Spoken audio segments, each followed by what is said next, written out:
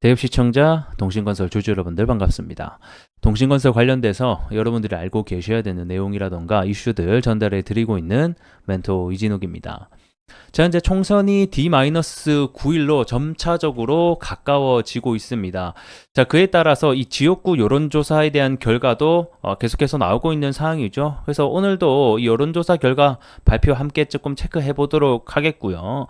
이제는 이 총선이 가까워짐에 따라서 점점 조심해야 될 때가 같이 함께 오고 있습니다. 그래서 이런 부분들 주가 분석까지 어떤 포인트들 봐야 되는지 하나하나 또 잡아보는 시간 가져보도록 해야겠죠. 자, 오늘 영상 길게 끌지 않고 핵심만 딱딱 짚어서 여러분들에게 전달해 드릴 테니 집중하면서 같이 가보도록 하겠습니다. 자, 이슈 체크 함께 해보도록 하겠습니다. 자, 현재 동신건설이 주가가 움직이고 있는 주 요인이 결국에는 이재명 관련주로 엮이면서 이재명 지지율에 따라서 함께 주가도 변동폭을 보여주고 있습니다. 그래서 현재는 단기적으로는 이 지지율 관련된 총선 관련된 이슈를 우리가 봐야 되겠다라고 말씀드릴 수가 있을 것 같고, 원래 이 동신건설의 주 비즈니스 모델은 건설이라서 원래는 건설주로 보는 게 맞는데 현재는 테마주로 엮여있기 때문에 우리가 이거를 체크한다라고 알고 계시면 좋을 것 같습니다.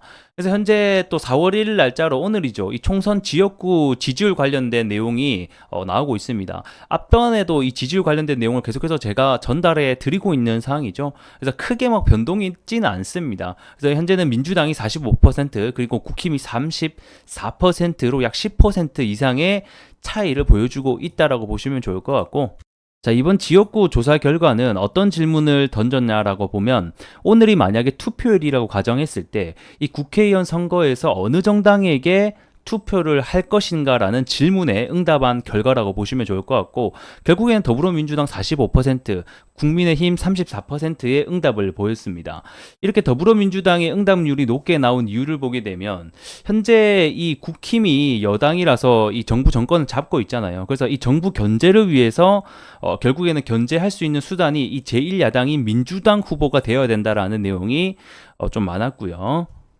그리고 국힘을 뽑아주신 분들은 결국에는 이 국정 안정을 위해서 국민의 후보가 다수 당선이 돼야 된다라는 응답 조사 결과가 나오게 됐습니다. 자, 그리고 이재명 관련주이기 때문에 이재명 지지율을 봐야 되겠죠.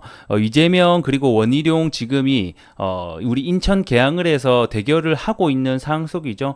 그래서 이게 지지율이 여론조사 결과마다 조금 바뀌고 지지율 결과값도 다르긴 하거든요. 그래서 이번 조사 방법은 이 무선 ARS라고 해서, 왜 우리 한 번씩 전화 받아보셨을 건데 갑자기 전화 모르는 번호를 받게 되면 여론조사 결과를 위해서 좀 설문에 응해달라는 기계음에 따라서 이렇게 하는 경우가 있죠. 그거라고 보시면 좋을 것 같고, 현재 이 무선 ARS에 대한 결과 지지율이 약 10% 이상 차이 나는 것으로 현재는 볼 수가 있습니다.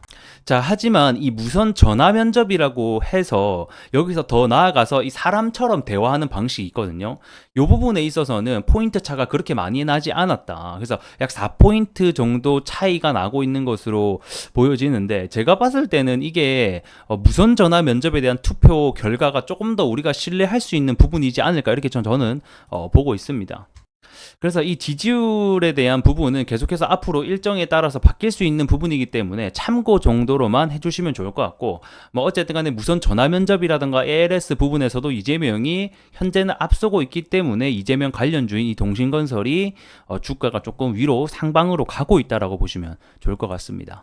자, 그리고 다시 돌아와서 이 지역구 투표 후보율을 보게 되면, 아무래도 지금 현재 주요 격전지 중에 하나인 서울이 더불어민주당이 좀 앞서고 있는 모습을 보이다 보니까 전체적으로 이 국민의힘 관련 인물 테마주들은 좀 죽는 모습을 보여주고 있고, 대표적인 더불어민주당의 이재명 관련주들이 좀 전체적으로 상승이 나왔다라고 보시면 좋을 것 같습니다.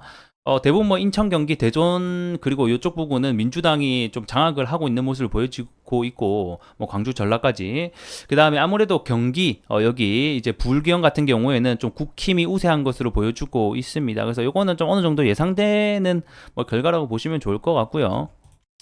자, 그리고 우리가 이제 중요하게 봐야 되는 포인트들이 몇 가지가 있는데, 자, 그동안 이 총선 관련된 이슈 때문에 주가가 많이 올라갔고 선반영이 됐다란 말이에요. 근데 이게 이제 인물주 그리고 테마주의 특성상 막상 디데일이 가까워지면 가까워질수록 재료 소멸에 대한 관점도 여러분들이 같이 염두에 두고 계셔야 됩니다. 그래서 이게 지금 4월 10일이 본격적인 투표인 날인데 그 전에 4월 5일, 4월 6일 날 이번 주죠. 이번 주 주말에 이 사전 투표 기간이 있거든요. 제가 봤을 때 이번 주가 좀 마지막 시세를 분출할 수 있는 기간이라고 저는 보고 있어요. 그래서 이 사전 투표에 대한 결과가 나오는 날이 다시 한 번 더 주가가 상승할 수 있는 좋은 기회가 될 것 같고, 결국에는 이 사전 투표에 대한 결과가 이 본선까지 미치는 중요한 작용이 되기 때문에 이때의 결과가 또 어떻게 나오는지를 우리가 함께 봐야 되는 게 좀 중요 포인트가 될 것 같습니다. 자, 그리고 이번 주가 지나고 다음 주부터는 조금 재료 소멸에 대한 시장의 관점도 많이 좀 들어갈 것으로 예상이 되고 있기 때문에 이 부분을 좀 함께 염두에 두시는 게 좀 좋지 않을까, 이렇게 전망해 드리도록 하겠습니다.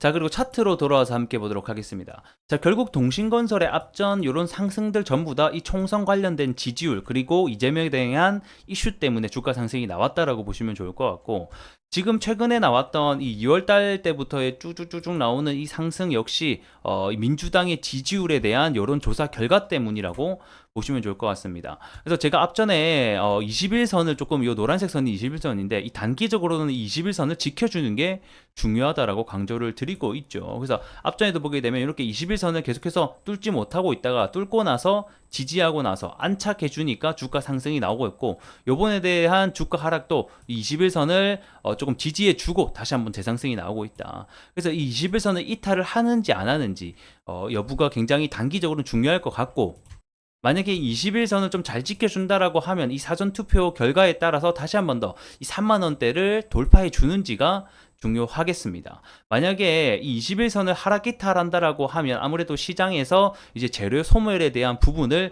염두하고 있지 않겠느냐라고 보고 있고, 해당 가격을 이탈한다라고 하면 다시 한 번 더 2만원대까지 뭐 초반까지도 열려 있는 가능성이 있으니까 이 부분을 좀 참고 염두에 두셨으면 좋겠습니다.